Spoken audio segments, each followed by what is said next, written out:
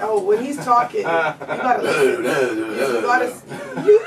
You heard him race me up on the radio the other day. Baby G, I heard you say that just a few minutes ago. And you gotta listen when Louis speaks. You gotta listen. And you know what? It makes for a very a good panel with the different opinions and different personalities. But I find it interesting how people are passionate about their experiences. Like, they're like, that's the way it is, and that's the way I've dealt with it, and that's the only way it can be dealt with. When realistically, it's not necessarily that way. I think some people are more harder, and some people are more softer. So it depends on how you rebound from those experiences. I think has an indication of how you are in future collaborations, relationships. This platform, it's great because the panelists get to interact with the people that are there, and I find that it brings out some of just add fuel to the fire. No, some people have some inhibitions speaking in public, but because it's in a warm atmosphere, they'll come up to the mic and they will speak and they'll have their say. And some of the attendees have had some very interesting points. I mean, I'm more of the disturber. I say things that are disturbing. That's just too easy to comment on. I'm not going to say anything. Exactly. But anyways, it's good to get the response from the attendees. They're great. Before we go on to, people in Toronto got to respect Sweets for doing this, because we don't have too much ebony nights or ebony days in Toronto. Like you have that in Atlanta, you have that in all the chocolate cities in America, New Orleans, North Carolina. Toronto don't got stuff like this. So people got to come out, appreciate what Sweets is doing, and come listen to our madness. Well, it's something different. We're so used to going out and doing the party. Toronto's cold. I mean, it's cold. Exactly. Yeah, it's we're not the land warm. of squishies and haters. Jonathan says we're the hater capital of the world. Hater capital of the world is Toronto, because you go to Detroit, people are so friendly. I was in Detroit like a month and a half ago, and people, it's different. Like people come and dance with you, and they just want to dance. They don't want your number. There's Toronto. It's just crazy. We have all these misconceived notions. Everybody in Toronto is a star, because stars come to Toronto and they be walking by. Janet Jackson was on what is it? The Lake Shore, and people just walking. Hi, Janet. Walk right by her. Like, hi, Janet. She's like, hi. But we have to be the change that we want to see. We have to break those walls down. If you're saying Toronto's a cold city and no one's friendly and there's no love, I don't say it's not friendly. I'm just saying it's cold. Okay, hold on a second. But we need to be the change we want to see, and if we're not part of the solution, we're part of the problem. Somebody brought it up at last, Love Jones. I don't think the men are cold in Toronto to each other. Women in Toronto are cold to each other. No, I think we talked about woman and woman definitely being cold, but there was also big talk, Baby G, about how black women felt black men were not treating them with respect, and they felt that. So I don't think it was woman to woman. I think there was a huge discussion about that as well. A black man comes from a hard day's grind, nails in his dirty nails. I mean, the nails are dirty. She's a beautiful sister. She ain't gonna talk to him in Toronto. That's not true. Well, it's how you approach it. Kai, back me up here. There's a lot of misconceptions and a lot of stereotypes. That's what. All right. Right. Let's try and keep the road straight before we divert. We've got someone in the line that you guys have been asking for him. Here he is. Oh. Good morning. How you doing? Louis on your radio. He's putting him out. Here, because the previous Love Jones, I heard a couple people mention that about people being more friendly in the States, and to me, in my opinion, and I had to let this marinate from the last show.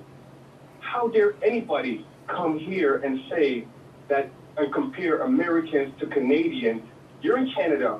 Our lifestyle is totally different. Our cost of living is totally different. Look at the amount of taxes we pay. Is that not enough to let people know that, hey, we are stressed? To raise a child here is difficult. The prices and the things that we go through, the job security, what we do over here, you can't compare. Those guys are over in the States, and people, men or women, of course they're going to be more loving, because you know what? They're more carefree because of what they go through and how their lives are conducted. So you can't compare Americans to Canadians. You cannot do that. And nobody should never do that at any time. We're stressed here. So when we go out, we want to release, and sometimes, we can't break that wall of stress down so easily. So it takes a little time. It may take more than what it would take an American man to talk to a woman because, you know what, there's a lot of pressure, there's a lot on our shoulders. We carry a lot. So we shouldn't be comparing. That's the first thing that I want to say because I don't even know why there's a comparison that, oh, you know, Americans, they're more friendly. Oh, Canadians, they're more, you know, hey, look at how much we pay for houses. Look how much we pay for cars. You know what I mean? All right. Okay, hold on a second. Sweet Lou. Whoa. Hold on. We got a comment here. Go ahead. Lou, you got a few comments there, but that's why we have you on the panel. Because you are the strong-spoken man. M-A-N. Sweet Lou the man. So we got to save some of this for the show.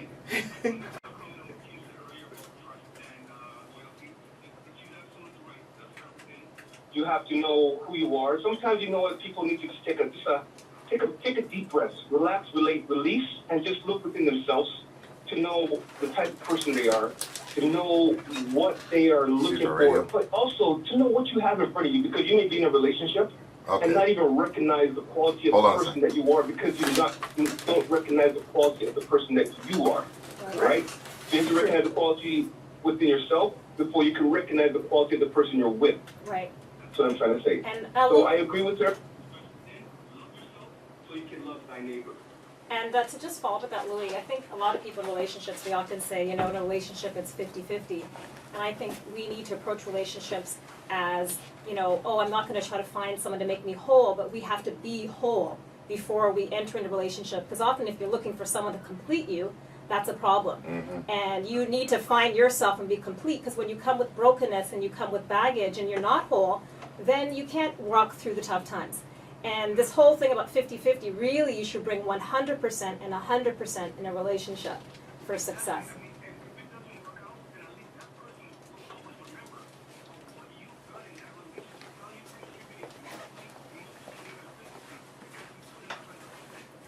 And you know what? If they're with you, they'll love you for that 100% that you put in. Yeah.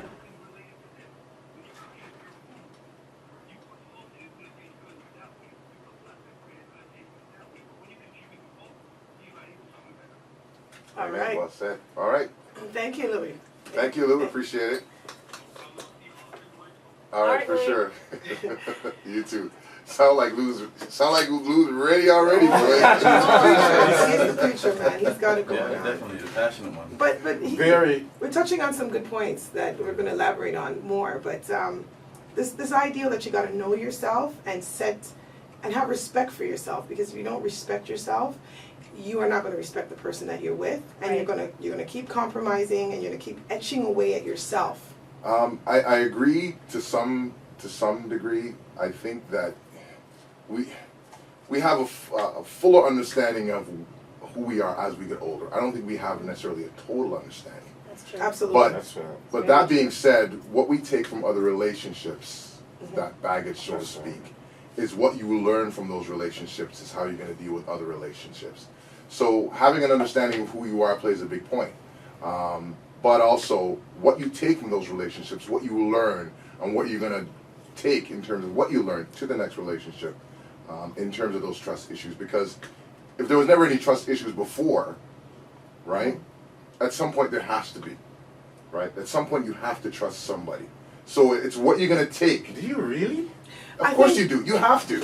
You trust people to a point, I think. That's maybe to a point. Okay, that's probably right. And you and I have met people who we think they're blindly trusting people, or sometimes I think people are being willfully blind. Like they know things are going on, and they don't want but they don't want to address the issue. Yeah. Sure. And then it just gets swept under the rug. And then when you just poke the person, like, I'm gonna go grocery shopping. Wait, you gotta go grocery shopping? What do you mean? Which one? Go back to. And really, what they were talking about was 2 weeks ago Saturday when you didn't come home till 3 o'clock in the morning, and they said nothing. That's right. Yes. That's true. I was looking at me like. Because it comes back to it comes back to these little things about trust, and you're saying this holding on of stuff. Yes. This holding on Gunny second. that people, I'm not going to say women, sometimes people hold on to stuff. I'm sorry. Of course it goes both ways. I know men who hold on to things for 10 I'm years. not saying that men don't. I'm not saying that men don't. Do you remember back when me and your dad at high school dance and the man did look at you and you're like, what the